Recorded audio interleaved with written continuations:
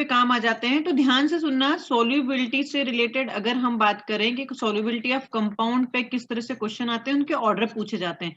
और दूसरी चीज कि अपने को केमिकल आयनिक इक्विलिब्रियम में इसका काम आता है। तो आपके पास में अगर जब भी सॉल्युबिलिटी की बात की जाएगी, किसी भी कंपाउंड की सॉल्युबिलिटी की बात की जाएगी, तो पहले तो ये कि किसके किसके ऊपर डिपेंड करता है। पहला है कि ये हाइड्रेशन एनर्जी के ऊपर डिपेंड करता है। हाइड्रेशन एनर्जी जितनी ज्यादा होगी, सॉल्युबिलिटी ऑफ कंपाउंड उतना ही ज्यादा होगा, ठीक है ना। Solubility of compound, hydration energy is directly proportional to solubility of compound.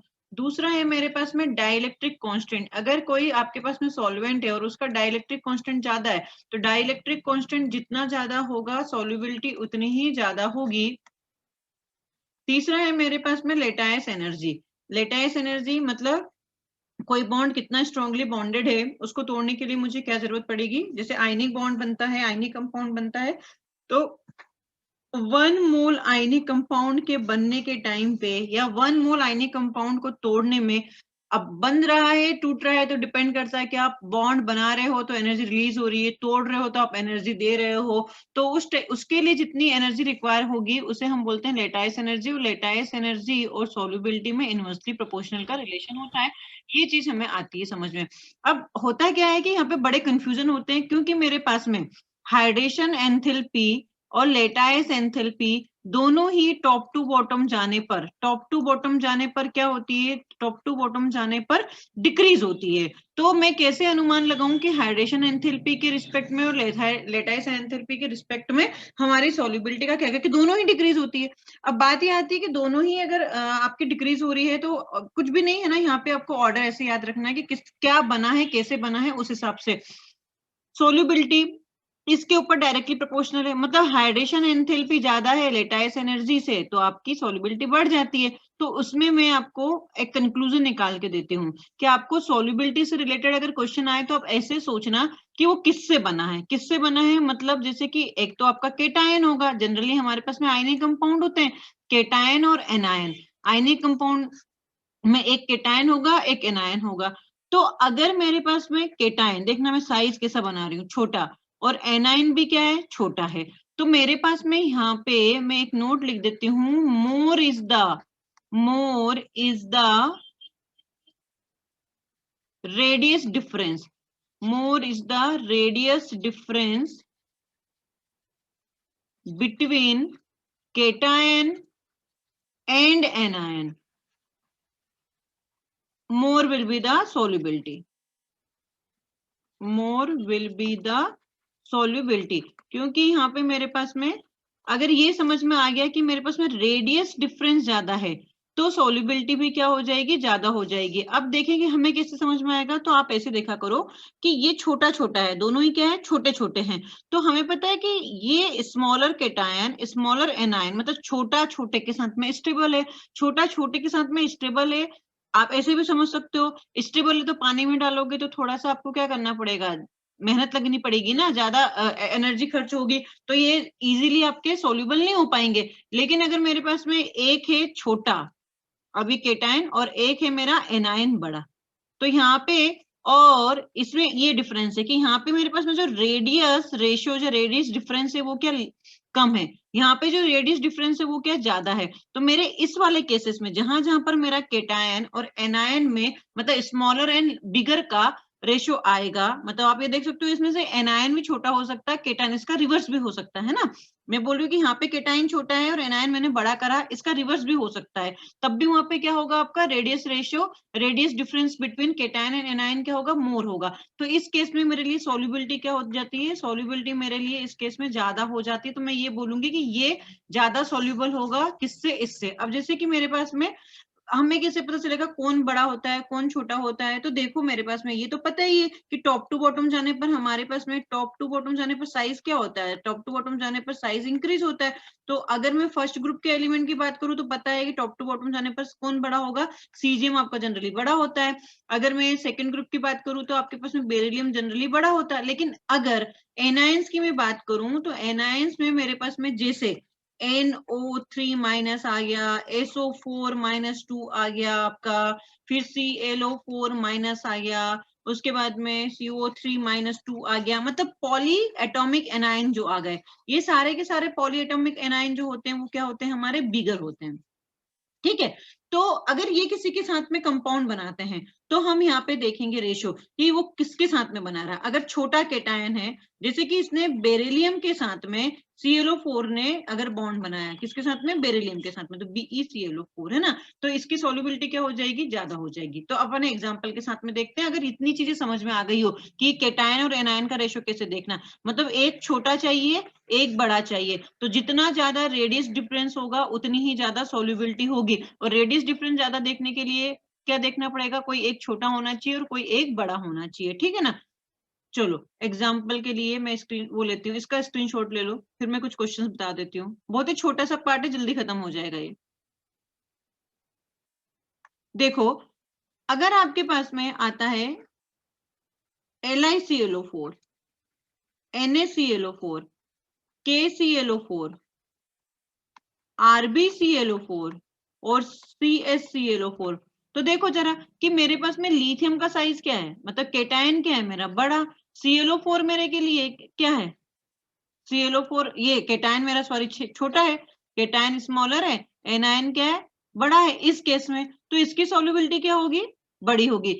आप ऐसे सोचोगे। दूसरा आप ऐसे सोचोगे, ऐसा भी सोच सकते हो कि सीजियम ऑलरेडी क्या है, बहुत बड़ा साइज है, ClO4- भी क्या बड़ा है, तो बड़ा बड़े के साथ में क्या स्टेबल है, और अगर बड़ा बड़े के साथ में स्टेबल है तो इसकी सॉल्युबिलिटी क्या हो जाएगी, कम हो जाएगी, क्योंकि स्टेबल है ना, इसलिए। तो यहाँ पे मेरे पास में सॉल्युबिलिटी का ऑर्डर क्या आ जाएगा, सॉल्युबिलिटी का ऑर्डर मेरा ये हो जाएगा।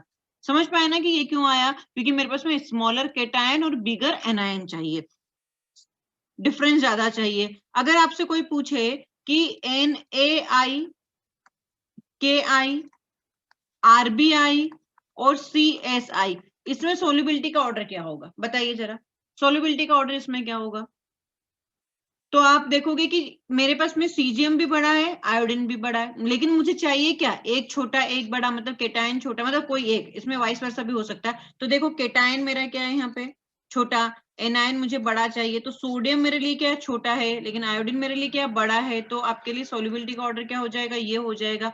अगर मैं बात करूं आपके पास में carbonate, BeCO3, MgCO3, CaCO3, SrCO3 और BaCO3, तो यहाँ पे मेरे लिए बेरिलियम क्या है, छोटा, और कार्बोनेट जैसे कि मैंने बताया कि पॉलीएटॉमिक एनायन जो होते हैं वो बड़े होते हैं, तो फिर से मेरे पास में क्या आ गया, छोटू और मोटू की रिश्ते आ गई, तो छोटू और मोटू आपस में क्या है, स्टेबल नहीं है, तो यहाँ पे मेरे लिए सॉल्युबिलिटी का ऑर्डर क्या हो जाएगा, ये हो जाएगा।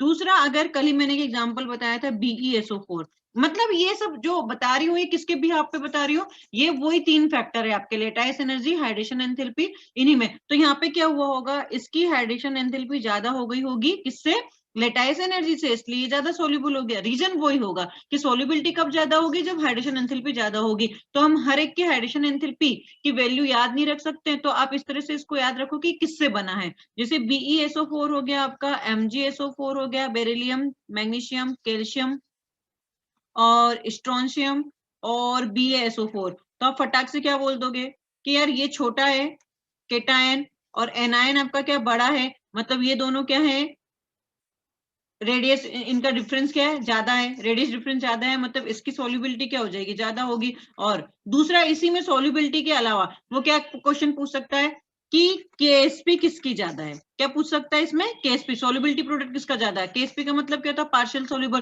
तो यहाँ पे BaSO4 आ जाएगा हमारा आंसर, क्योंकि ये क्या है आपका, सॉल्युबल ही नहीं होता है, तो इसकी KSP क्या हो जाएगी, ज्यादा हो जाएगी। तो इस तरह से सॉल्युबिलिटी को कनेक्ट कर सकता है। और एग्जांपल बता देती हूँ थोड़े, जैसे कि मेरे पास में यहाँ पे आता है बेरिलियम हाइड्रोक्साइड, क्या आता है, बेरिलियम हाइड्रोक्साइड आता है, मैग्नीशियम हाइड्रोक्साइड आता है, और कैल्शियम हाइड्रोक्साइड आता है, और दूसरा आपके पास में स्ट्रोंशियम हाइड्रोक्साइड और आपका बेरिलियम हाइड्रोक्साइड, ये ऑर्डर है। तो अब जरा सोचोगे किससे बना है ना। आपका जो एनायन है वो कौन है, OH-, और ये होता है स्मॉलर, ये क्या होता है, स्मॉलर।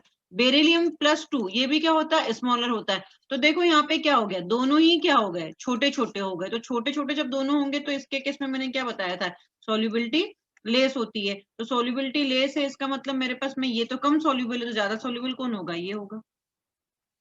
तो आप हमेशा ये रट नहीं सकते हो कि टॉप टू बॉटम जाने पर सॉल्युबिलिटी बढ़ेगी या टॉप टू बॉटम आने पर सॉल्युबिलिटी आपकी ज्यादा होगी। देखो इस केस में हमारा क्या हो गया, बढ़ गई है। इसके पहले वाले केस में क्या हो रही थी, कम हो रही थी, है ना। तो आपको बस केटायन और एनायन का रेशियो देखना है। अगर आपके पास में रेडियस डिफरेंस ज्यादा होता है केटायन और एनायन के बीच में तो उसकी सॉल्युबिलिटी ज्यादा होती है। फिर आप अगर क्वेश्चन लगाते हो तो आपके क्वेश्चन अच्छे से बन जाएंगे। लेकिन वो सॉल्युबिलिटी से रिलेटेड क्वेश्चन आपका सॉल्युबिलिटी प्रोडक्ट पूछ सकता है, तो उसके लिए भी तैयार रहना आप एक बार, है ना। जैसे कि अगर आपके पास में LiNO3 NaNO3 KNO3 RbNO3 और CsNO3 ऐसे बोले, तब आप क्या बोलोगे, यार लिथियम छोटा है और नाइट्रेट आपका बड़ा है, तो डिफरेंस ज्यादा होगा, डिफरेंस ज्यादा है तो सॉल्युबिलिटी इसकी ऐसे होगी, तो टॉप टू बॉटम जाने पर क्या हो जाएगी, कम हो जाएगी। डिक्रीज। तो बस बहुत जगह जैसे कि मैंने सॉल्युबिलिटी के और भी क्वेश्चन कराया, इसमें मैंने कुछ पॉइंट्स लिखवाए थे कि फ्लोराइड ऑफ कैल्शियम, स्ट्रोंशियम, है ना, सिल्वर का आयोडाइड जो होता है, तो ये जनरली आपके क्या होते हैं, लेड, इनके क्या होते हैं, सॉल्युबल ही नहीं होते हैं, इनसॉल्युबल होते हैं। तो जो सॉल्युबिलिटी के रिगार्डिंग जो छोटे छोटे पॉइंट्स मैंने लिखवाए थे, उन पॉइंट्स को एक बार देख लेना। और दूसरा कि यहाँ पे जो मैंने ट्रिक बताई उस ट्रिक को फॉलो कर लेना, तो सॉल्युबिलिटी से रिलेटेड डायरेक्ट क्वेश्चन नहीं आएगा, तो वो केएसपी के केस में आपसे पूछ सकता है, ठीक है ना। तो बस छोटा केटायन, मोटा एनायन, या फिर आप बोल सकते हो कि छोटा एनायन और बड़ा केटायन, ऐसा भी हो सकता है, ठीक है ना आपके पास में। जैसे कि यहाँ पे मैंने बताया था SrOH, तो यहाँ पे केटायन क्या हो गया था आपका, केटायन आपका बिगर हो गया था और एनायन आपका क्या हो गया था, छोटा हो गया था। तो बस इतना सा याद रखना है, ये और ये है, दूसरा मेरे पास में ये और ये है, और एक इसका उल्टा भी हो सकता है। इसका तो उल्टा कुछ नहीं हो सकता, इसका उल्टा क्या हो सकता है, ये हो सकता है इसका उल्टा।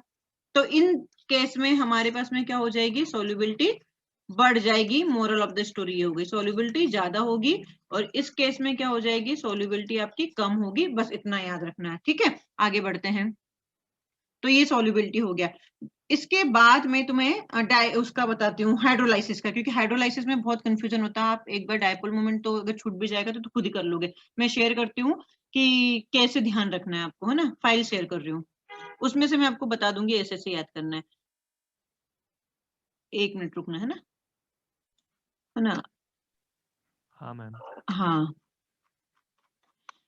पीपीटी में पॉइंट देख लेना, एक्सटेंट ऑफ ओवरलैपिंग कहाँ ज्यादा होती है, पीपी में ज्यादा ओवरलैपिंग होती है, एक्सटेंट ऑफ, है ना। और जैसे कि ये स्ट्रक्चर्स जो बताए थे ना बेटा, इन स्ट्रक्चर्स को ध्यान में कि कौन से कहाँ पे कोऑर्डिनेट बॉन्ड बना रहा है। जैसे N2O5 में कोऑर्डिनेट बॉन्ड भी होता है, कोवेलेंट बॉन्ड भी होता है। तो आपको एक बार स्ट्रक्चर्स पे नजर डाल के जाना पड़ेगा। P4O10 में कितने, ये आई गया P4O10 में, इसमें कितने सिग्मा बॉन्ड होते हैं, कितने पाई बॉन्ड होते हैं, और यहाँ पे किस टाइप की बॉन्डिंग होती है, पीओपी, एसओएस, ये सब की। तो पी ब्लॉक में भी आता है और इधर से भी पूछ, वो बात तो एक ही है, तो कहीं पे भी पढ़ लो एक बार, लेकिन ये चीज आप एक बार देख लेना, है ना। अपन चलते हैं हाइड्रोलाइसिस की ओर। तेरे हवा हाइड्रोलाइसिस हाइड्रोलाइसिस हाइड्रोलाइसिस कहाँ होगा।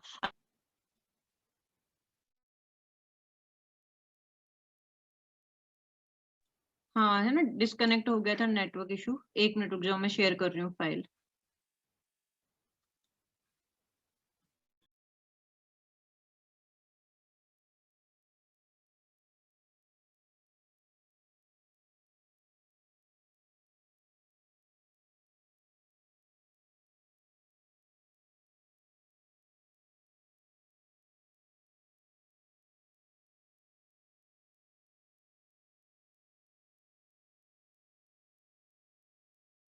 बात करते हैं अपन हाइड्रोलाइसिस की।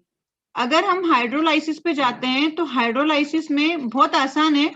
अब ये जरूर है कि कुछ चीजें याद करना, उन चीजों को याद कैसे करना है वो बता देती हूँ। सबसे पहले तो कंडीशन की क्या क्या कंडीशन होनी चाहिए। तो मेरे पास में कोई भी वेकेंट ऑर्बिटल होना चाहिए। वेकेंट ऑर्बिटल मतलब वो p भी हो सकता है और d भी हो सकता है। वेकेंट ऑर्बिटल होना चाहिए, कोवेलेंट कैरेक्टर होना चाहिए। कोवेलेंट कैरेक्टर कैसे चेक करोगे, कोवेलेंट कैरेक्टर आप फजांस रूल से चेक कर लोगे। तीसरा हमें देखना पड़ेगा absence of crowding, absence of crowding check कर लोगे। अब देखो इसमें काम कैसे करना है तुम्हें। अगर मेरे पास में जनरली हम बोलें कि BF3 BCl3 BBr3 और BI3, इसमें बोलें कि आपके पास में कोवेलेंट कैरेक्टर क्या होगा, तो हमारे पास में covalent character according to Fajans rule इसका ये हो जाता है। तो आपके पास में हाइड्रोलाइसिस किसका ज्यादा होगा, इसका हाइड्रोलाइसिस ज्यादा होगा एज कंपेयर टू BF3, ये कहानी आती है। अब बात कहाँ आती है हमारे पास में अटकती ये है कि हमें याद कैसे रखना है कि कब कैसे क्या बनेगा। तो मैं ये बोल रही थी कि अगर कोई नॉन मेटल है, क्या याद रखोगे कि अगर कोई नॉन मेटल हैलाइड है, नॉन मेटल हैलाइड का अगर हाइड्रोलाइसिस हमें करवाना है तो ये हमें जनरली ऑक्सी एसिड्स देते हैं। ऑक्सी एसिड देते हैं इसका मतलब ये कि ऑक्साइड्स देते हैं, आप ये मान के चलो, है ना, ऑक्सी एसिड्स देते हैं, वाटर मिला देते हैं जनरली अपन। अगर मेरे पास में कोई मेटल हैलाइड है, अब मेटल हैलाइड के केस में हमें हाइड्रोलाइसिस करवाना है तो ये हमें देते हैं हाइड्रोक्साइड। ये चीजें आपको हमेशा दिमाग में रखनी पड़ेगी कि आप किसका हाइड्रोलाइसिस करवा रहे हो। जैसे कि अगर मेरे पास में आता है BCl3, क्या आता है BCl3, तो बोरॉन क्या है, नॉन मेटल है। अब ये किससे जुड़ा है, नॉन मेटल हैलाइड हो गया ना, तो ये अगर आपको हाइड्रोलाइसिस करवाएगा तो इसका क्या प्रोडक्ट मिलेगा, आपको ऑक्सी एसिड्स मिलेगा। कैसे, जैसे कि मेरे पास में BCl, आप ऐसे देखोगे, हमें ये भी पता होता है कि इसमें वेकेंट पी होता है, क्या होता है, वेकेंट पी होता है। इसने वाटर के साथ में रिएक्शन करी, वाटर के मॉलिक्यूल्स इधर जाएंगे। तो मेरे पास में यहाँ पे अभी पूछे जाने वाले क्वेश्चन में ये है कि BCl3 पहले किस में था, sp2 में। जब वाटर ने अटैक कर लिया तो ये जस्ट लाइक वैसा ही है जैसे अपना SN2 हुआ करता था। SN2 में हम क्या बोलते थे, बैक साइड से अटैक होता था और एक ट्रांजिशन स्टेट बनती थी। तो यहाँ पे वाटर अटैक करेगा, तो यहाँ पे क्या हो जाएगा, OH प्लस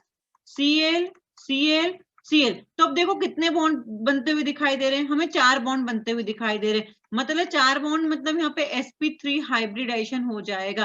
फिर ये Cl निकल जाता है, एक H को लेके चला जाता है तो आपका OH छूट जाता है। तो यहाँ पे आपके पास में OH Cl इस तरह की कहानी बनती है। तो एंड ऑफ द रिएक्शन क्या होगा, सारे Cl निकल जाते हैं और यहाँ से H के साथ निकलते तो HX के फॉर्म में निकलता है और OH रह जाता है। तो आप देखो यहाँ पे Cl हटा दो तीनों और B से आप OH जोड़ दो। जब आपने जोड़ दिया तो आप इसे कैसे लिख सकते हो बेटा, कुछ नहीं, आपको लिखने का तरीका क्या होता है कि H3BO3, इस तरह से आप लिख दो प्रोडक्ट। H को पहले लिखना है तो ऐसे ही सब में देखना है अपने को। तो ये क्या बन जाएगा, H3BO3 बोरिक एसिड बन गया हमारा। तो आपके पास में ट्रांजिशन स्टेट में पूछता है कि ऑक्सीडेंट स्टेट, तो स्टेरिक नंबर आपका क्या होता है, +1 से बढ़ जाता है, ये चीज देखना है। HX निकल जाता है आपका। तो अब मैं चाहे कोई सा भी एग्जाम्पल उठा लू, है ना। अब सपोज कि मैंने एग्जाम्पल उठाया BeCl2, तो यार BeCl2 क्या है, आपका मेटल है।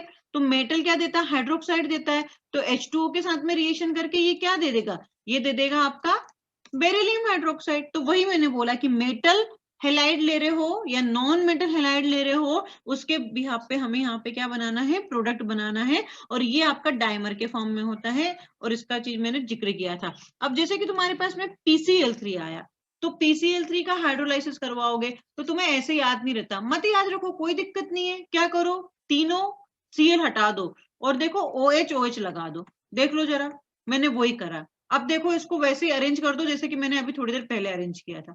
करो अरेंज इसको, अपने आप प्रोडक्ट आ जाएगा।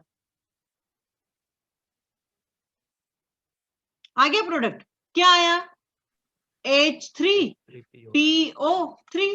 ये नहीं कर सकते हम, यही तो बनता है H3PO3, ऑक्सी एसिड बनता है इसका, तो H3PO3 बनेगा। अगर तुम्हारे पास में ASCl3 आता है, आप वाटर के साथ में रिएक्शन करवा दोगे, तो 3 क्लोरीन हटा दो और क्या करवा दो, OH लगा दो। जैसे कि हमने आर्सेनिक लगा दिया तो क्या हो जाएगा यहाँ पे H3AsO3। इस टाइप से आपको प्रोडक्ट बनाने हैं। अब सपोज कि आपके पास में SiCl4 है, यार SiCl4 है ना, तो क्या करो, ऐसे 4 OH लगाओ जरा। तो आप 4 OH चारों क्लोरीन को हटा दिए और OH लगा दिए। तो अब यहाँ पे सिलिकॉन था ना, अब इसको कैसे लिख दोगे, जब आप यहाँ पे लिखोगे तो लिखोगे H4 सेंट्रल एटम Si, कितने ऑक्सीजन है, 4 ऑक्सीजन है। तो यही तो मैंने बताया आपको प्रोडक्ट में। तो प्रोडक्ट क्यों रटते हो, सीधे ये याद रखो। हाँ, जहां पे आपको याद करना पड़ेगा वहां पे आपको मैं बता ही रही हूँ कि वहां पे मैं बता रही हूँ याद करना पड़ेगा। लेकिन ये तो बहुत सारे ऐसे ही होते हैं, मेटल देख लो, नॉन मेटल देख लो। मेटल है तो क्या हाइड्रोक्साइड बना दो, और नॉन मेटल है जैसे कि यहाँ पे मेटल था तो 2 Cl लगाओ, सॉरी 2 Cl हटाओ और 2 OH लगाओ, सिंपल है। यहाँ पे आपके पास में क्या है, फास्फोरस नॉन मेटल है, तो नॉन मेटल के केस में क्या बनाओगे, ऑक्सी एसिड बनाओगे, तो ये H3PO3 बनता है इसका प्रोडक्ट। ठीक है, ये कहानी रहती है इसकी हाइड्रोलाइसिस की, काफी आसान है। अगर मैं बात करूं एल्यूमिनियम क्लोराइड की, तो एल्यूमिनियम क्लोराइड में क्या है, ये एल्यूमिनियम क्लोराइड मेरा मेटल है, तो मेटल क्या बनाएगा, एल्यूमिनियम हाइड्रोक्साइड बनाएगा, तो यही आपका प्रोडक्ट बनता है एल्यूमिनियम हाइड्रोलाइसिस करवाने पर। कोई रॉकेट साइंस नहीं है इसमें। तो aluminium chloride and magnesium chloride जब वाटर में मिलाते हैं तो आयनिक हो जाते हैं अपने एक्वस कंडीशन में। ठीक है, फिर इसमें आपको ध्यान रखने वाली क्या बात है कि जैसे PCl3 लिया है ना, तो यहाँ पे 3 क्लोरीन है, तो ये क्या बनाता है H3PO3, जैसा कि मैंने बताया वैसे आप बना लेना। PCl5 में 2 केस पूछे जाते हैं, एक पूछा जाता है बेटा पार्शियल हाइड्रोलाइसिस, एक पूछा जाता है कंप्लीट हाइड्रोलाइसिस। तो ये दोनों ही केस में आपको, जैसे कि पार्शियल का तो याद रखो कि POCl3 बनता है। कैसे, आप एक, आपके पास में यहाँ पे एक ही ऑक्सीजन लगाना है, आप ये ध्यान रखो, है ना। तो क्या बन जाएगा, P आपके Cl कैसा होगा अभी, Cl Cl Cl Cl और Cl, 5 बॉन्ड है, तो मुझे 5 ही बॉन्ड बनाना है, तो मैं क्या करूंगी, P डबल बॉन्ड हो, ये Cl Cl Cl, तो ये पार्शियल हाइड्रोलाइसिस हो गया। कंप्लीट हाइड्रोलाइसिस पे सोचो जरा कि फास्फोरस अपनी मैक्सिमम जैसे कि फास्फोरस का ऑक्सी एसिड हाईएस्ट ऑक्सीडेशन कितने ले सकता है, 4 ले सकता है, तो यहाँ पे ये क्या बना देगा, H3PO4, इसके अलावा कुछ भी नहीं बन सकता। जैसे यहाँ पे PO3 बना था, ये 3 था, PCl5 के केस में क्या बना देता है, H3PO4 बना देता है जब ये कंप्लीट हाइड्रोलाइसिस करता है। तो इस तरह से आप थोड़ा सा दिमाग लगाओगे तो आपके प्रोडक्ट बन जाएंगे। बस एक ऐसा हेलाइड है हमारा NCl3, जब ये वाटर के साथ में रिएक्शन करता है तो ये आपको देना, आप क्या सोचते हो कि नाइट्रोजन से मैं 3 Cl हटा दूं और 3 OH लगा दूं, ये आप मत करना यहाँ पे, है ना, क्योंकि ऐसा नहीं होगा। यहाँ पे आपको मिलेगा NH3 plus HOCl hypochlorous acid, तो ये याद रखना है आपको। वैसे जैसे ट्रिक है वैसा आपको नहीं करना है। NCl3 का हाइड्रोलाइसिस आपको तो पूछा जाता है कि ऐसा कौन सा हेलाइड है जो हाइड्रोलाइसिस पर ऑक्सी एसिड नहीं देता है, तो यही आपका NCl3 है जो ऑक्सी एसिड नहीं देता है, ये चीज रहती है आपकी इसमें। फिर दूसरा आपके पास में जितने भी एग्जाम्पल्स है इसके अलावा, तो एक बार जैसे कि SF4 है, तो SF4 में मैंने यहाँ पे आपको एक बताया था कि आप कैसे याद रखो कि मेरे पास में इसकी रिएक्शन H2O के साथ में कराऊं, तो जब तक वैकेंट d ऑर्बिटल होते हैं तो HX निकाल के डबल बॉन्ड O लगाते जाओ। तो मेरे पास में अगर H डबल बॉन्ड O में लगा देती हूँ, अभी मेरे पास में कितने बॉन्ड लगे हैं देखो जरा, यहाँ पे 4 फ्लोरीन लगे हैं, मतलब 4 बॉन्ड, तो 4 बॉन्ड बनाने हैं, लेकिन एक मैंने डबल बॉन्ड O लगा दिया, तो मेरे पास में अब कितने फ्लोरीन बचेंगे, 2 फ्लोरीन बचेंगे, तो ये आपका क्या हो जाएगा, एक मिडिल वाला इंटरमीडिएट बन जाएगा। फिर मैं वाटर के साथ में रिएक्शन कराऊंगी, तो मेरे पास में यहाँ पे देखो क्या बनेगा, H डबल बॉन्ड तुम्हारे पास लिखा हुआ ऐसा, लेकिन आप इसको ऐसे लिखोगे H2SO3, ये ऐसा आई हुआ समझ में। तो वही करते हैं अपन, H2SO3 oxy acid of sulphur बन गया, सिंपल। SF4 था, अब अगर तेरे पास में SF6 हो गया, तो SF6 हाइड्रोलाइसिस नहीं करवाता है, क्यों नहीं करवाता है, क्योंकि यहाँ पे क्या होती है, स्टेरिक क्राउडिंग होती है, इस तरह से आपको याद रखना है। फिर जैसे कि XeF6 का है, XeF6 का आपको हाइड्रोलाइसिस में इसलिए याद रखना है क्योंकि इसकी ट्रांजिशन स्टेट में भी आपका पूछा जाता है कि कब कौन सा हाइब्रिडेशन होता है, तो ये अभी क्या है, sp3d3 हाइब्रिडेशन में रहता है, और जब वाटर के साथ में इसका हाइड्रोलाइसिस करवाएंगे तो ट्वाइस HF निकल जाता है। अब 2 HF निकल गया, अभी कितने बॉन्ड बन रहे हैं, 6, तो आपने यहाँ पे एक ऑक्सीजन लेकर आना है पहले, तो XeO हो जाएगा, बॉन्ड 6 तो डबल बॉन्ड O आ गया, तो XeF4 ऐसे याद रखो।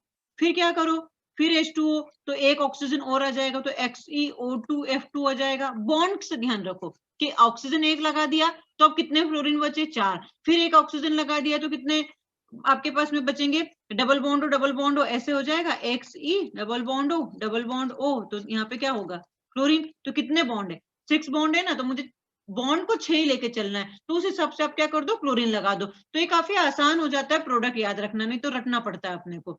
मैंने यही ट्रिक फॉलो करी है ना।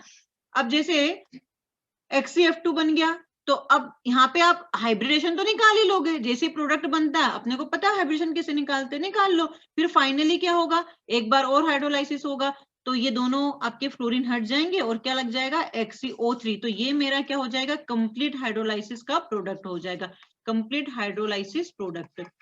तो ये चीज आपका बहुत काम का है, बस जैसे बताया वैसे इसको फॉलो करते जाओ। फिर एजिनॉन के कौन कौन से ऑक्सी एसिड यहाँ पे, जैसे XCO पॉसिबल नहीं हो सकता है ना, XeO3 पॉसिबल होता है, आपका XeO4 आपका क्या है इतना ज्यादा स्टेबल नहीं होता है। कुछ स्टेबिलिटी के मैंने पॉइंट्स नोट करवाए हैं, नोट्स में आपको मिल जाएंगे। ठीक है ना भाई, समझ में आ गया। जैसे अगर तुमने XeF4 का हाइड्रोलाइसिस करवाना है, सोचो एक ऑक्सीजन लगाओ पहले, 4 बॉन्ड है तो XeOF2 आएगा, है ना, XeOF2 आया। फिर और हाइड्रोलाइसिस करवाओगे तो क्या बनाओगे, XeO2 बनाओगे। तो ये XeO2 इतना ज्यादा स्टेबल नहीं होता है, पॉसिबल नहीं है, तो इसलिए साथ में मैंने यहाँ पे Xe प्लस हाफ O2 लिखवाया था। तो ये फिर रिडॉक्स में जाता है आगे, इस तरह की कहानी चलती है यहाँ पे। ठीक है, तो ये आप बनाएंगे। उसके अलावा मेरे पास में यहाँ पे जो एग्जांपल्स बताए थे कि कौन, जैसे CCl4 जो होता है, अगर मैं रूम टेम्परेचर पर हाइड्रोलाइसिस करवाऊं तो नहीं होगा, लेकिन अगर टेम्परेचर बढ़ा दूंगी तो ये हाइड्रोलाइसिस करवा देगा। फिर अगर मैं बिस्मथ ले लेती हूँ BiCl3, तो आपके पास में नाइट्रोजन फैमिली के जितने भी हेलाइड्स हैं उनके हाइड्रोलाइसिस प्रोडक्ट आपको याद रखने पड़ेंगे, क्योंकि हर एक में अलग अलग देता है। जैसे कि मैंने बताया NCl3 आपको क्या देता है, NH3 प्लस HOCl देता है। फिर मैं अगर यहाँ पे बोलूं PCl3, तो PCl3 देखो अपने मैंने बताया था भी H3PO3 देता है ना, इस तरह से चलता है। फिर यहाँ पे ये आया तो ये तो आपको दे देगा H3SiO3, कोई दिक्कत नहीं है। लेकिन अगर मैं BiCl3 ले लूं तो BiCl3 आपको देता है BiOCl, है ना। तो इसलिए बोल रही हूँ कि आपको ये नाइट्रोजन फैमिली के हेलाइड्स के प्रोडक्ट एक बार आपको देखना पड़ेगा कि क्या क्या बनते हैं। 3 तो मैंने 4 तो यहाँ पे बता दिए आपको, तो ये याद रखने पड़ेंगे। बस ये एक डिफरेंस है, बाकी ये दोनों तो मैंने बताए, अभी मैंने बोला इसको तो याद ही रखना है ऐसा। तो BiCl3 आपको क्या देता है, BiOCl देता है। बिस्मथ ऑक्सीक्लोराइड देता है, दे ऑक्सीक्लोराइड ही रहा है ना, लेकिन कितने यहाँ पे सारे नहीं हटते हैं, ऐसा होता है। तो ये कहानी रहती है। फिर दूसरी चीज, हमें NF3 का हाइड्रोलाइसिस कभी नहीं करवाना है ना। NF3 का हाइड्रोलाइसिस कभी नहीं करवाना है, ये करवाता ही नहीं, बहुत ही एक्सोथर्मिक प्रोसेस होती है, बिल्कुल नहीं करवाते हैं। उसके अलावा फिर दुनिया के जितने भी नाइट्राइड्स होंगे, हाइड्रोलाइसिस की बात चल रही है तो नाइट्राइड को भी ले लेते हैं। तो ये मैंने आपको लिखवा रखा कि दुनिया के जितने भी नाइट्राइड है हाइड्रोलाइसिस करवाएंगे तो अमोनिया गैस दे देंगे, और उसका करस्पॉन्डिंग जो भी आपने नाइट्राइड ले लिया मेटल नाइट्राइड, उसका मेटल नाइट्राइड का मेटल हाइड्रोक्साइड यहाँ पे आपको मिल जाएगा। तो ये एक चीज अपने को याद रखनी है। अगर आपके पास में फॉस्फाइड है बच्चों, तो फॉस्फाइड के साथ में हाइड्रोलाइसिस अगर आप करवाते हो तो फॉस्फाइड आपको फॉस्फिन गैस देता है, और साथ में जो भी मेटल आपने ली है उसका हाइड्रोक्साइड ले लोगे आप। जैसे कि अगर मैं बात करूं कि नाइट्राइड की, तो हमारे पास में मैग्नीशियम नाइट्राइड और लिथियम नाइट्राइड ही स्टेबल होते हैं ना। तो ये वाटर के साथ में रिएक्शन करेगा, अगर ये भी वाटर के साथ में रिएक्शन करेगा तो दोनों ही केस में हमें क्या मिलेगा, अमोनिया मिलेगा। साथ में यहाँ पे ऊपर क्या मिल जाएगा, मैग्नीशियम हाइड्रोक्साइड मिल जाएगा, और उधर नीचे मुझे क्या मिल जाएगा, LiOH मिल जाएगा। तो ये यहाँ पे कहानी रहती है अपनी। फास्फाइड के केस में आप याद रखोगे फास्फिन देता है। ठीक है, फिर आपको aluminium carbide, beryllium carbide, boron carbide, वो मैग्नीशियम कार्बाइड क्या क्या देते हैं, जैसे कि आपके पास में एल्यूमिनियम कार्बाइड CH4 देता है, वो अपने को याद रहता है। फिर आपका मैग्नीशियम कार्बाइड प्रोपाइन देता है। बेरिलियम कार्बाइड अगेन आपको CH4 देता है, मेथन बनाने की आपकी क्या है इंडस्ट्रियल प्रोसेस होती है। कैल्शियम कार्बाइड आपका हाइड्रोलाइसिस करवाने पर क्या दे देता है, एसिटिलीन दे देता है। तो ये रिएक्शन ज्यादा इंपॉर्टेंट इसलिए हो जाती है कि आप इनऑर्गेनिक कंपाउंड से ऑर्गेनिक कंपाउंड बना रहे हो, इसलिए आपको बहुत अच्छे से याद रखना पड़ेगा। ठीक है, उसके बाद में सपोज कि तुझे बोल दिया कि B4O10, P4O10 का हाइड्रोलाइसिस करवाना, सोचो P4 फास्फोरस ज्यादा क्या बनाएगा, H3PO4 ही बनाएगा ना, बस यही रहता है H3PO4। अब वो कितने देगा वो आपके स्ट्रक्चर के ऊपर आएगा कि कितने पी जाते हैं, तो थ्राइस H3PO4 बनाएगा। लेकिन फाइनल प्रोडक्ट तो आपको समझ में आ ही जाना चाहिए कि फास्फोरस अपनी मैक्सिमम क्या इसकी लिमिट है, H3PO3 होता है, H3PO3 होता है, H3PO2, ये ऑक्सी एसिड इसके बनाएगा, तो ऑक्सी एसिड, तो कौन सा ऑक्सीजन, सोचो जरा कि यहाँ पे ज्यादा फास्फोरस है तो इसलिए ये PO4 हाईएस्ट वाले में चला जाता है, ऐसा है। बाकी फिर मैंने आपको ऐसे बता रखा कि वाटर ऐड कर दो, जैसे N2O5 में अगर अपन पानी मिलाते हैं तो आप उसको ऐसे याद कर लो N2O3, सपोज N2O5 H2O, तो यहाँ पे क्या करोगे, यहाँ से आप H2N2O6 एक कोई कॉमन निकाल लोगे, 2 कॉमन निकल गया तो क्या बन गया, HNO3 बन गया। तो बाकी की चीजें इस तरह से याद रखनी है अपने को हाइड्रोलाइसिस में, ठीक है। फिर मेन चीजें आपको कहाँ याद रखनी है, NO2। NO2 आपका हाइड्रोलाइसिस करवाने पर 2 प्रोडक्ट देता है, मतलब 2 एसिड देता है। 2 एसिड देता है मतलब एक देता है आपको HNO3 और एक मिलता है आपको HNO2। ये मैं बहुत बार तुम्हें बता चुकी हूँ कि NO2 का केस याद रखो, क्योंकि आप जब NO2 के केस में वाटर ऐड करते हो तो यार देखो मुझे कुछ अजीब सा ही मिलता है ना, H2NO3। अब इसमें से मैं कॉमन भी नहीं निकाल सकती हूँ और मुझे ये भी पता है कि कोई भी नाइट्रोजन का ऑक्सी एसिड नहीं है। तो इस तरह से मैं इसको क्या याद रखती हूँ, मतलब ये 2 एसिड दे देगा। ऐसा नहीं याद रहता है तो वाटर ऐड करके देख लो तो समझ में आ जाएगा कि कुछ उटपटांग सा मिल रहा है जो कि अपन ने देखा नहीं। या तो HNO3 हो सकता है या फिर आपका HNO2 हो सकता है ना, अजीब सा तो कुछ नहीं हो सकता है। तो इसलिए वहां पे 2 एसिड्स मिलेंगे अपने को। फिर आपके पास में H2 की रिएक्शन वाटर के साथ में कराते हैं तो आपको ये देता है HX प्लस HOCl। अब ये किसके ऊपर डिपेंड करता है, ये डिपेंड करता है कि आपने HOCl बनाना है, HClO3 बनाना है। वो डिपेंड करता है कि हॉट लिया है या आपने ठंडा लिया है, इस तरह से बातें हो जाती है। और हाइड्रोलाइसिस ऑफ ओलियम, अब ओलियम अगर है आपका H2H2O7 तो सोचो ये क्या देगा हाइड्रोलाइसिस करवाने पर, H2SO4 देगा, ठीक है। तो बस ये छोटी छोटी बातें हैं जिसको आप ध्यान में रखोगे तो आपको प्रोडक्ट याद नहीं रखने पड़ेंगे, बस दिमाग लगा दोगे अच्छे से काम हो जाएगा, है ना। X2 में जितने भी हो जाएंगे फ्लोरीन को छोड़कर। दूसरी चीज ये है कि आप फ्लोरीन का ऑक्सी एसिड कभी नहीं बना सकते, जैसे आप HClO4 बना सकते हो लेकिन आप HFO4 कभी नहीं बना सकते हो। रीजन क्या है इसका, रीजन ये है कि बेटा यहाँ पे ऑक्सीजन के ऊपर आता है माइनस चार्ज, तो ऑक्सी एसिड में क्या आता है, प्लस चार्ज आता है हेलोजेंस के ऊपर, और फ्लोरीन के ऊपर कभी प्लस चार्ज हो ही नहीं सकता क्योंकि मोर इलेक्ट्रोनेगेटिव है। तो आप फ्लोरीन के ऑक्सी एसिड कभी नहीं बना पाओगे, लेकिन आपके इसके अलावा दूसरा बना सकते हो आप। तो ये कहानी रहती है आपकी हाइड्रोलाइसिस की, इसमें कोई दिक्कत नहीं होती है। फ्लोरीन का केस ऐसा होता है कि अगर हम फ्लोरीन में वाटर ऐड करते हैं ना, तो आपको ये पता है कि ये X2 के साथ में जैसे वाटर ऐड करते हैं तो हम क्या बना रहे हैं, हम बनाते हैं HX प्लस क्या बनाते हैं HOX। तो फ्लोरीन लिया तो ये क्या बना देगा, HF बना देगा। और अगर मैं बोलूं कि HOF तो HOF पॉसिबल होगा लेकिन ये डिस्प्रोपोर्शन में जाएगा, मतलब इतना यहाँ पे मेरे पास में क्या हो जाएगा, ये इतना ज्यादा स्टेबल फॉर्म में नहीं होता, लेकिन ये चीज बन जाएगा। लेकिन ये आपका HFO4 टाइप का या HFO3 या फिर मैं बोलूं HFO2 ये तो कतई पॉसिबल नहीं है, ठीक है। ये कहानी रहती है इसकी। अगर सिर्फ मेरे पास में NaCl की रिएक्शन, अब मैंने यहाँ पे NaCl की रिएक्शन सॉरी NaCl2 लिख दिया मैंने यहाँ पे, आपके पास में मैं बता रही थी कोल्ड आता है कि क्या आता है। देखो Cl2 की रिएक्शन अगर हम कोल्ड डाइल्यूट सोडियम हाइड्रोक्साइड के साथ में करवाते हैं तो मुझे ये मिलता है NaCl प्लस NOCl। लेकिन अगर मैंने उल्टा यहाँ पे ले लिया गर्म हॉट कंसंट्रेटेड सोडियम हाइड्रोक्साइड ले लिया तो ध्यान रखना है कि एक NaCl तो मिल जाएगा लेकिन साथ में मुझे NaClO3, क्योंकि गर्म होने पर ये HOX की जगह HOX4 इस HOX3 दे देता है। तो ये मैंने आपको लिखवाया होगा नोट्स में, आपके नोट्स में आप चेक करोगे तो मिल जाएगा आपको, ठीक है ना। तो ये मेरे पास छोटी सी स्वीट सी कहानी थी किसकी, हाइड्रोलाइसिस की। तो हाइड्रोलाइसिस हमारा खत्म होता है। अगर इससे रिगार्डिंग अभी किसी को डाउट है तो एक बार मुझसे पूछ सकता है ना।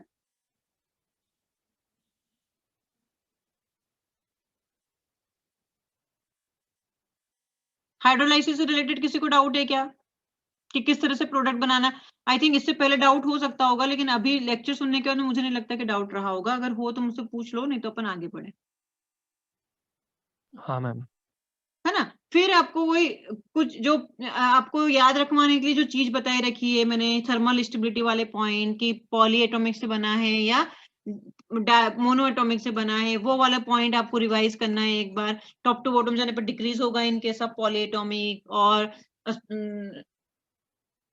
उल्टा बोल दिया, टॉप टू बॉटम जाने पर क्या होता है, इंक्रीज होता है ना पॉली एटॉमिक के केस में, और मोनोएटॉमिक के केस में डिक्रीज होता है। हाँ, फिर हमारे पास में आता है हाइड्रोजन बॉन्डिंग। हाइड्रोजन बॉन्डिंग में देखो 2 टाइप की बॉन्डिंग होती है। तो सबसे पहले इसके जितने भी एग्जांपल्स मैंने कराए वो सारे प्रायोरिटी में करना है। 2 टाइप की बॉन्डिंग होती है, इंट्रा और एंटर। जहां जहां इंट्रा हो रहा है, इंटर हो रहा है, इंट्रा मतलब खुद के अंदर ही, है ना। तो जहां जहां इंट्रा मोलिकुलर बॉन्डिंग होगी वहां पर फिजिकल प्रॉपर्टी में जैसे बॉइलिंग पॉइंट हो गया, आपका मेल्टिंग पॉइंट हो गया, इन सब में क्या हो जाता है, डिक्रीमेंट हो जाता है। लेकिन अगर इंटरमोलिकुलर हाइड्रोजन बॉन्डिंग होती है तो सारी फिजिकल प्रॉपर्टीज में क्या होता है, इंक्रीमेंट हो जाता है। जैसे कि आपके पास में ऑर्थो नाइट्रोफिनॉल का बहुत बार एग्जांपल पूछा है, और एक होता है पेरा नाइट्रोफिनॉल।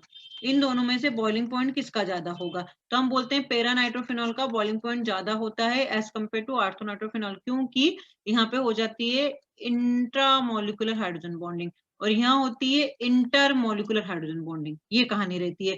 तो आपको इसके एग्जांपल्स में जैसे कि वाटर बनता है, वाटर में आपके पास में आइस की डेंसिटी और वाटर की डेंसिटी से रिलेटेड काफी अच्छा कॉन्सेप्ट निकल के आता है कि ऐसा क्यों हो जाता है।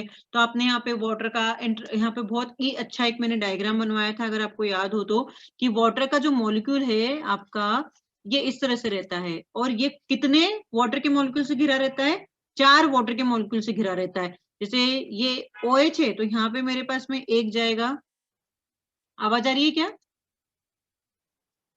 इंटरनेट कनेक्शन अनस्टेबल बता रहा है, वैसे कुछ प्रॉब्लम आई तो बताना। ये हाँ ऐसा, मैम। हाँ ये ऑक्सीजन से जुड़ेगा, ये ऑक्सीजन से जुड़ेगा, और मतलब हाइड्रोजन जो है वो ऑक्सीजन से जुड़ेंगे और जो ऑक्सीजन है वो डायरेक्ट हाइड्रोजन से। तो इस तरह से मेरे पास में यहाँ पे 4 वाटर के मॉलिक्यूल एक वाटर के मॉलिक्यूल को घेरे हुए रखते हैं। तो पूछे थे कोऑर्डिनेशन नंबर कितनी होती है वाटर के केस में, जब H2O में हाइड्रोजन बॉन्डिंग होती है तो आइस के केस में इसकी कोऑर्डिनेशन नंबर कितनी होती है, 4 होती है। और इसके डेंसिटी इसलिए कम हो जाती है क्योंकि यहाँ पे स्पेस क्रिएट हो जाती है, तो स्पेस क्रिएट हो जाती है मतलब वॉल्यूम क्रिएट हो जाता है, वॉल्यूम क्रिएट हो जाता है तो डेंसिटी कम हो जाती है, इसलिए ये वाटर पे फ्लोट करती रहती है। दूसरा और एग्जांपल कि कौन किसके साथ में कितनी कितनी, तो हर एक के मैंने जैसे कि आपको कंडीशन बताई है, टाइप्स बता रखे हैं और इंटरमोलिकुलर हाइड्रोजन बॉन्डिंग के एग्जांपल्स बता रखे हैं, जिसमें एक आपका ये वाटर आता है, दूसरा आपका हाइड्रोजन फ्लोराइड आता है, हाइड्रोजन फ्लोराइड आ गया। तो हाइड्रोजन फ्लोराइड में किस तरह की वो बनती है, कितना बॉन्ड एंगल होता है, तो आपके पास में यहाँ पे जैसे FH, तो क्या ऐसे बनाएगा HF, तो HF, फिर यहाँ से ये ऐसा गया, फिर मेरे पास में H, तो ऐसे जिगजैग लाइक स्ट्रक्चर बनता है, स्ट्रक्चर पे पूछ सकते हैं। फिर आपके पास में कार्बोक्सिलिक एसिड गैसियस स्टेट में जब प्रेजेंट होता है तो बेंजीन के साथ में डाइमराइज हो जाता है, वो वाला एग्जांपल एक बार आप चेक कर लेना। फिर मेरे साथ में मिथाइल साइनाइड भी हाइड्रोजन बॉन्डिंग कर लेता है, जनरली उसमें क्या होता है CH3C triple bond N, nitrogen more electronegative element होता है, तो इसकी वजह से यहाँ पे ये हाइड्रोजन बॉन्डिंग आता है। उसके बाद में effect of intermolecular hydrogen bonding अगर हम देखें तो इफेक्ट में हमारे पास में बॉइलिंग पॉइंट और मेल्टिंग पॉइंट में काफी अच्छे इफेक्ट देखने को मिलते हैं।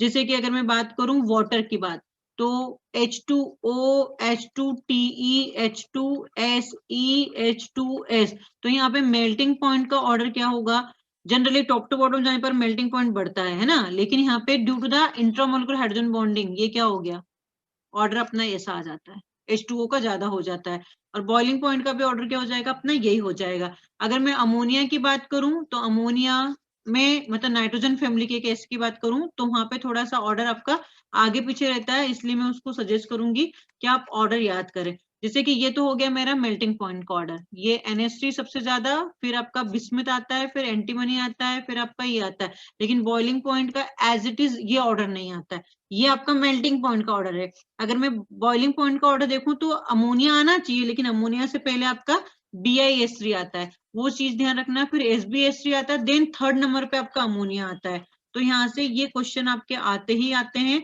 और आप इसमें तो क्या याद कर लोगे कि H2O सबसे आगे चला जाता, दोनों ही केस में सेम है, लेकिन एक में ये सबसे आगे चला गया और बॉइलिंग पॉइंट में ये थर्ड नंबर पे चला गया है, तो यहाँ से आपके क्वेश्चन के गलत होने के चांसेस रहते हैं, तो इसको एक बार अपने को अच्छे से ध्यान से पढ़ना है और देखना है।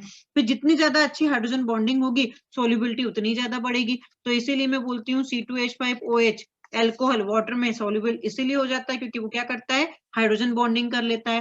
फिर अगर हाइड्रोजन बॉन्डिंग कर लिया उसने, है ना, तो उसकी फिर वोलाटिलिटी क्या हो जाती है, वोलाटिलिटी पे क्या फर्क पड़ेगा, जिनमें इंटरमोलिकुलर हाइड्रोजन बॉन्डिंग होती है वो उनका बॉइलिंग पॉइंट बढ़ जाता है। बॉइलिंग पॉइंट बढ़ जाता है मतलब वोलाटिलिटी कम हो गई, तो लेस वोलाटाइल हो गए, ऐसा याद रखना।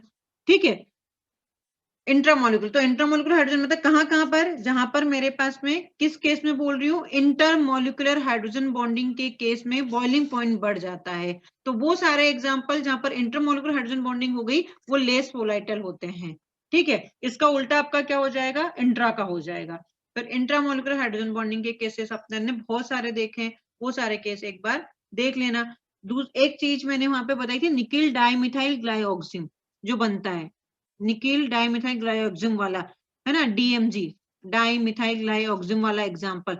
तो ये वाला एग्जांपल में भी आपको हाइड्रोजन बॉन्डिंग होती है, इसलिए उसकी स्टेबिलिटी बहुत ज्यादा आपकी रहेगी। फिर दूसरा की विस्कोसिटी, तो विस्कोसिटी में जैसे कि मैं बोलूं C2H5OH, एक बोलूं CH2, सॉरी एक सेकेंड, है ना, CH2OH, CH2OH ये ग्लाइकोल है। दूसरा है CH2OH, CHOH, CH2OH। तो खुद ही देखो, ये आपका एक नॉर्मल एल्कोहल है, ये आपका ग्लाइकोल है, ये आपका ग्लिसरॉल है। तो हाइड्रोजन बॉन्डिंग होने के चांसेस कहाँ है, यहाँ है। तो जितनी ज्यादा हाइड्रोजन बॉन्डिंग उतनी ज्यादा विस्कोसिटी। विस्कोसिटी मतलब गाढ़ापन। अपन ने देखा भी है कि आपका जो ग्लिसरॉल होता है वो क्या होता है, गाढ़ा होता है। तो ग्लिसरॉल का विस्कोसिटी ज्यादा होगा, फिर आपका ग्लाइकोल का होगा, फिर आपका इथाइल एल्कोहल का होगा। इथाइल एल्कोहल पता ही अपने को क्या होता है, एकदम पानी जैसा ही होता है। तो विस्कोसिटी और हाइड्रोजन जितनी ज्यादा, OH OH OH OH जितने ज्यादा उतनी ज्यादा विस्कोसिटी। तो ये आपका काम हो जाता है कहाँ पे, हाइड्रोजन उसका, हाँ, हाइड्रोजन बॉन्डिंग का काम हो जाता है। अपना क्या क्या हो गया, सोल्यूबिलिटी वाला फैक्टर हो गया पूरा, हाइड्रोलाइसिस हो गया अपना, हाइड्रोजन बॉन्डिंग हो गया। अब आते हैं जरा बैक बॉन्डिंग पे। अब देखो जरा बैक बॉन्डिंग में आपको जो चीज याद रखनी है, देखो बाकी को तो पूरे एग्जाम्पल तो आपको याद रखने ही रखने हैं, लेकिन मेन मेन एग्जाम्पल में बता देती हूँ।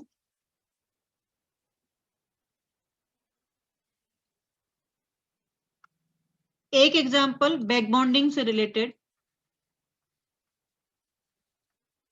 बैक बॉन्डिंग का अगर मैं एग्जांपल दूं तो लुईस एसिड से रिलेटेड क्वेश्चन आता है। लुईस एसिड ऑफ बोरॉन के ट्राइहाइड BF3, BCl3, BBr3 और Bi3। तो लुईस एसिड का कैरेक्टर ये ऐसा होता है, क्योंकि due to the back bonding इसकी क्या हो जाती है, एक मिनट होल्ड करना, मैं क्लास ले रही हूँ।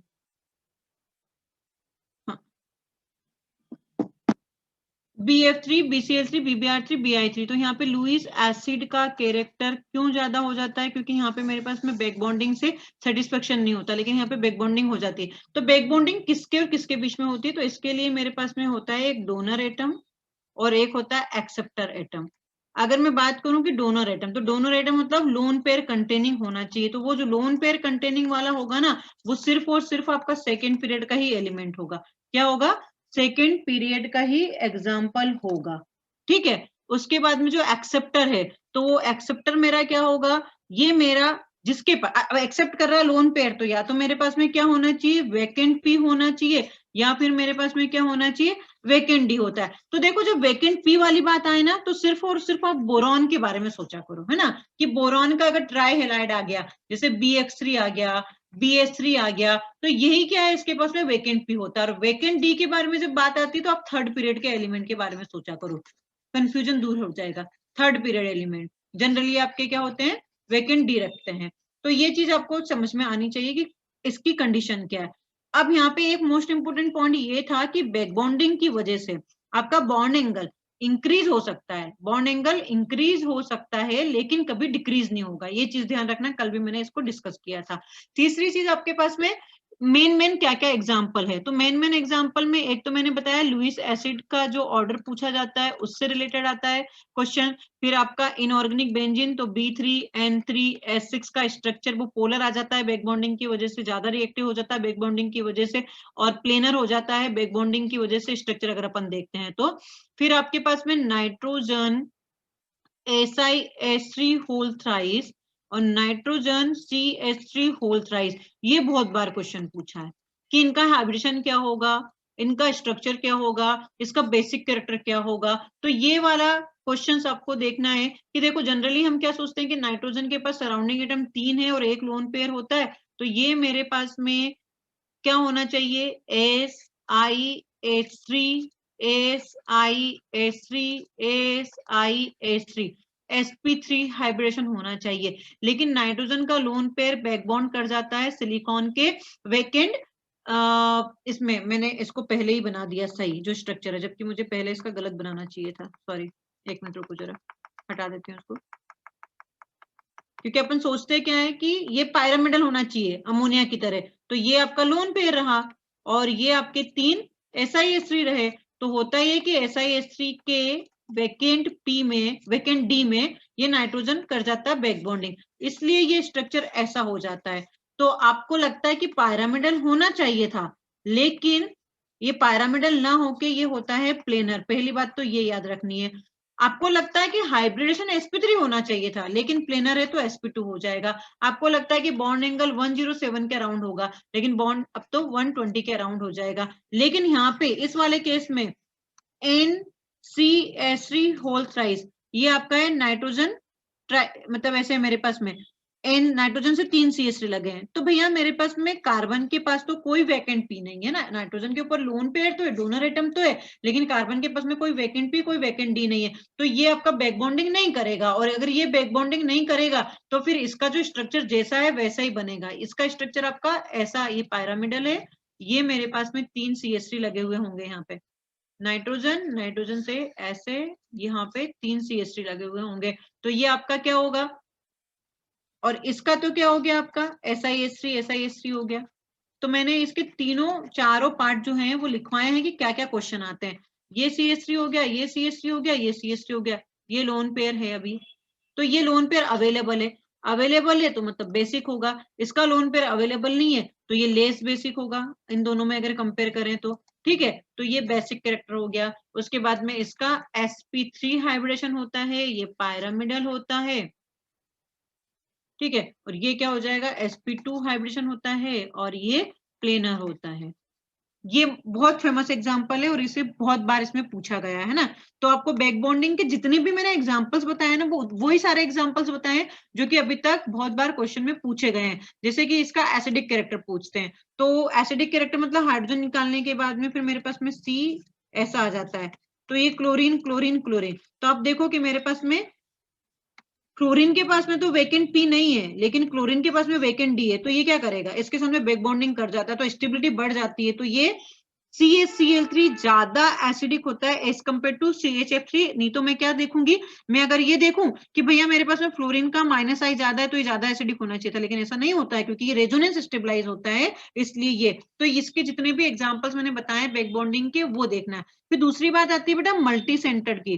तो मल्टी सेंटर्ड में तो मैंने जो आपको लिखवाया है, 3 सेंटर 2 इलेक्ट्रॉन बॉन्ड कितने होते हैं, कितने किसका बॉन्ड एंगल ज्यादा होता है, टर्मिनल का ज्यादा होता है कि ब्रिज वाले का ज्यादा होता है, तो जितने एग्जांपल्स करवाए हैं वो सारे एग्जांपल्स आपको करने ही है एक बार, ठीक है।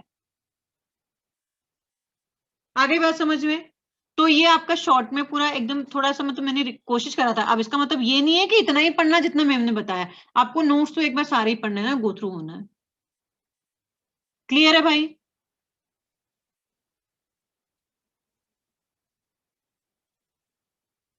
मैं केस बता देती हूँ, NH3 NF3 वाला केस से क्वेश्चन आता है।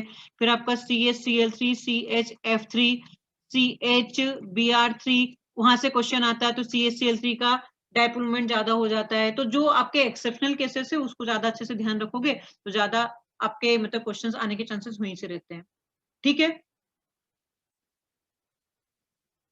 चलो, बाय बाय।